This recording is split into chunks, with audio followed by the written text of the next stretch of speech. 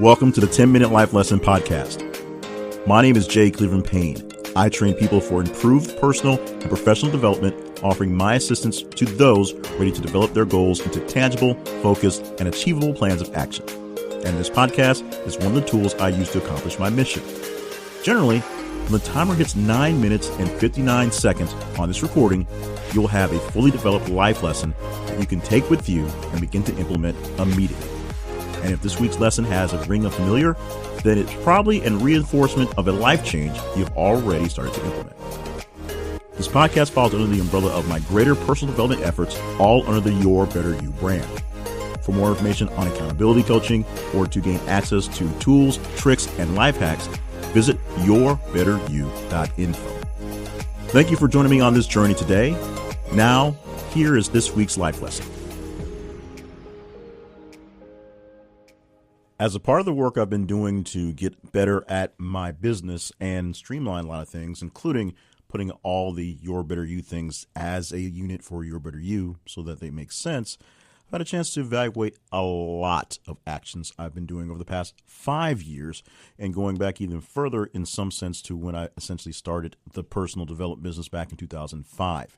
That's a good bit of time of doing things in bits and pieces. And now that I'm taking the time to finally just do some inventory, it's showing a lot of things that I should have seen a long time ago, both naturally and from actually doing general inventory. So there was a time when I actually did a regular review and stopped it for some various reason. Then life got in the way and it never got redone.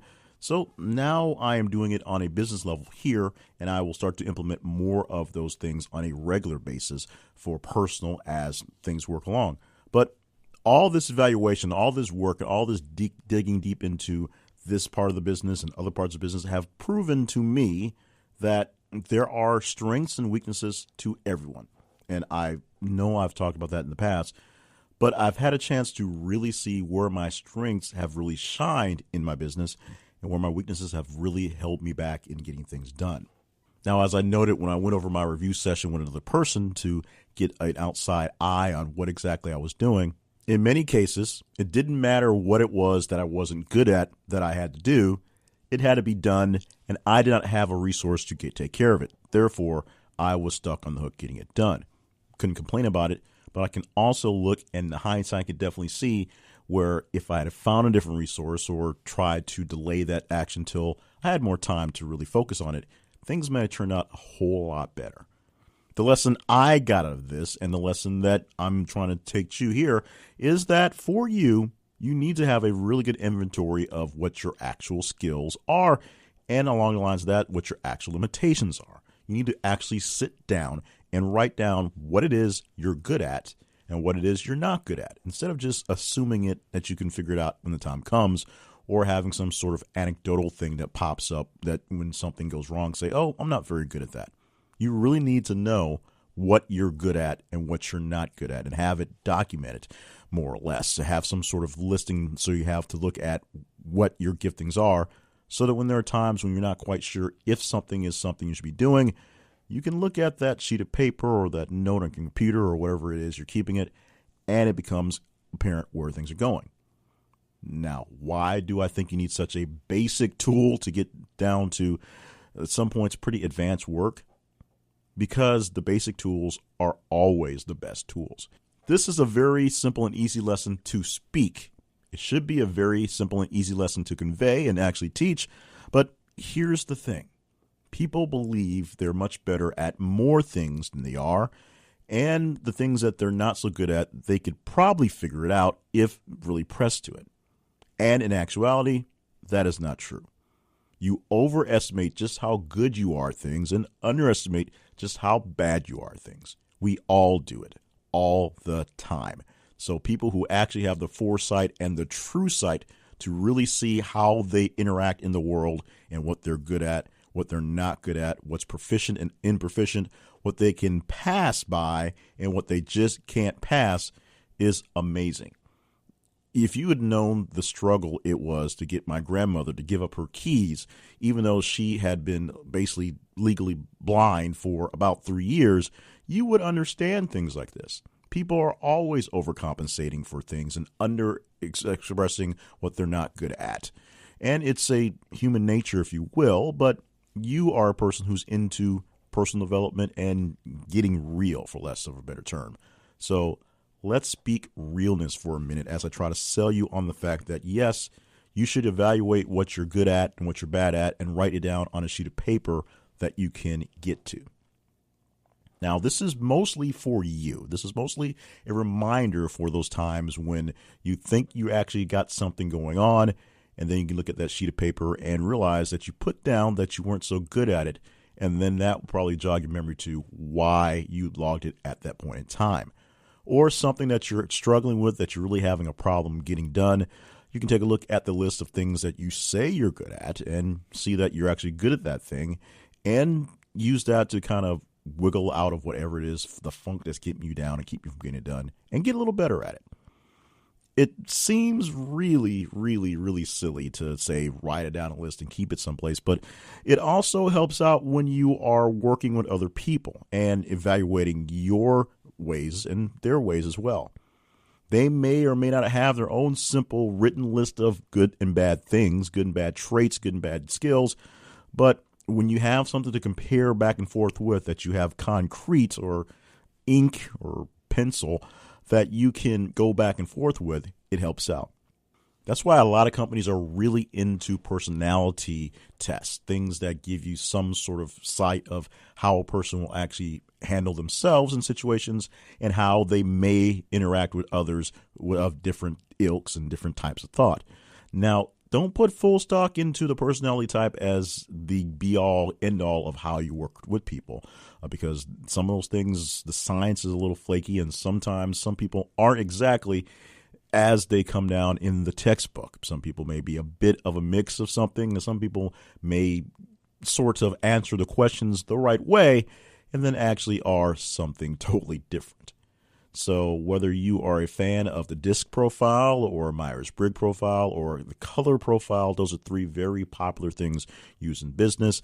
I'm also a very big fan of the Strength Finders Index, which is a book essentially by Gallup that lets you take a quiz and gives you your 5 strengths and things that really correspond with what you're looking at. And it doesn't give you anything in response to sort of a personality thing, just the things that you seem to be good at as a skill.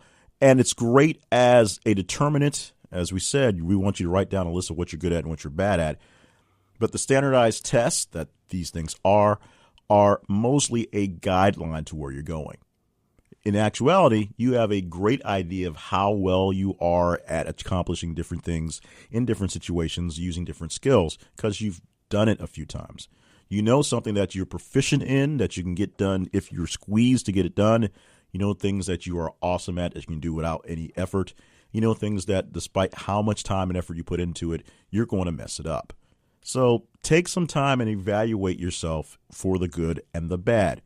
Take some time and write these things down. Yes, take a sheet of paper and draw a line down the center and do good and bad on the side. Do that very simple thing. Or do it on your word processor. Type it on your phone app. Doesn't really matter where you do it.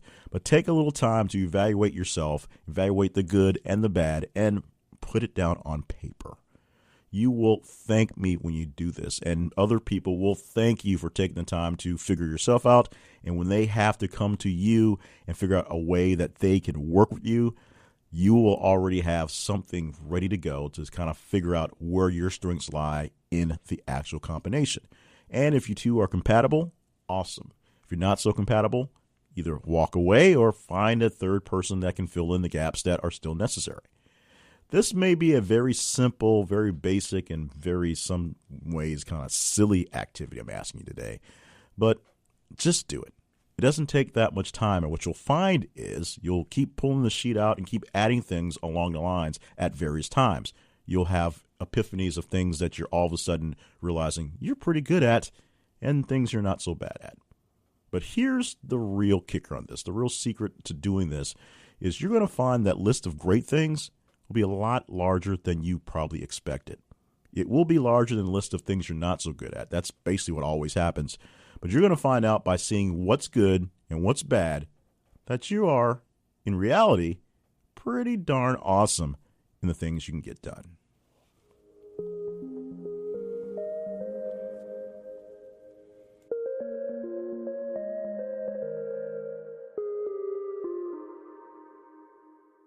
Thank you for listening to this week's podcast, and thank you for listening to what sounds like very silly and simple instructions for the day. They're not as silly as they are, as I'm basically am out there, and they are maybe as simple as they are, but sometimes it takes something like a simple evaluation to do things, and we very often don't take the time to do the evaluation.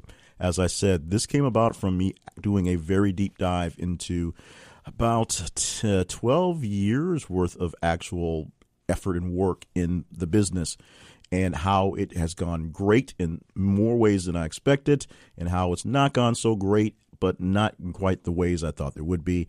And when you compare them back and forth, I've actually done fairly good in my time, moving much slower than I probably should be, and obviously not rich and famous, but it's gone okay. And that's the good thing. I learned that I am better at some things than I really thought I was, non-braggingly, of course. And there are some things that I really need to find other people to help me out with.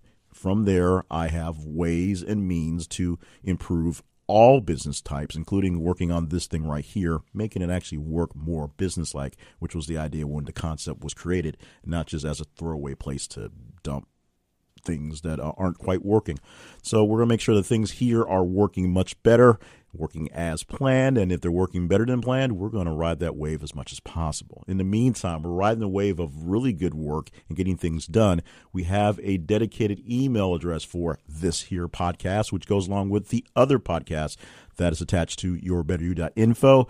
You can email us, all of us, for that one at yourbetteryouinfo@gmail.com. That's simple. yourbetteryouinfo@gmail.com. And it goes well with the actual website that is yourbetteryou.info. How come I didn't think of that much earlier? I have no idea. But that's what we have right now. A dedicated email, probably because the fact that this podcast was once essentially its own entity. Now that all the personal development is under that umbrella of Your Better You, we're doing our best to make sure that's there as well. Also doing some extra work on the website, which you'll see, if not very soon, more or less by the time this thing gets produced and put out there. We're doing a bunch of these things, then the evergreen batches, so we can have some things ahead, so we can do more inside detail work and not have to sweat so many of the actual podcasts being created.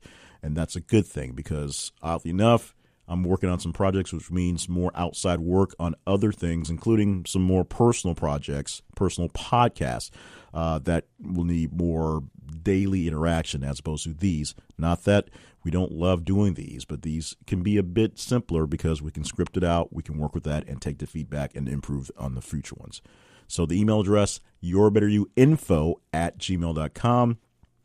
Website is, of course, yourbetteryou.info. Click on the podcast link and you can see the two podcasts for both this one, which is the 10-Minute Life Lesson, and Steps to Your Better You, plus other great things, including information on coaching, the streamlined coaching platform, if you will. The coaching form we have in there is working swimmingly and making things a lot easier to get in contact with people. We are talking to people every single week, new people who are looking for info on our coaching, and it is an R thing. I do have actual help with the coaching thing, so try to see if we can be good for you and check it out. We'll do what we can on that end.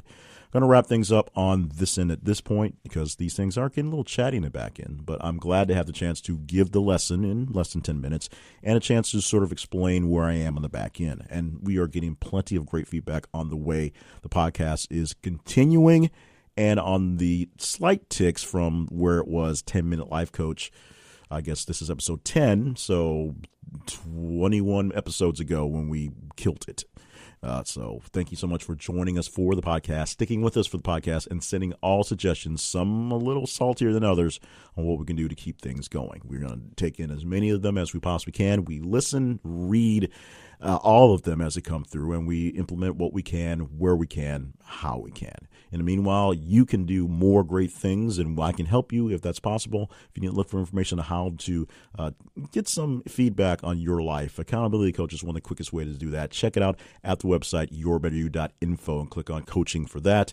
In the meantime, email us, check us out on the website, be with us on the web, subscribe to this podcast, and maybe even Your Steps Your Better You on whatever podcatcher you're into. If you don't know how to use those, we're updating a page so the subscriptions will be nice and easy to see for your mobile device or your desktop. I do a lot of stuff on a desktop. A computer or laptop is always near me, so that's how I roll. But the mobile is, of course, the way things are going.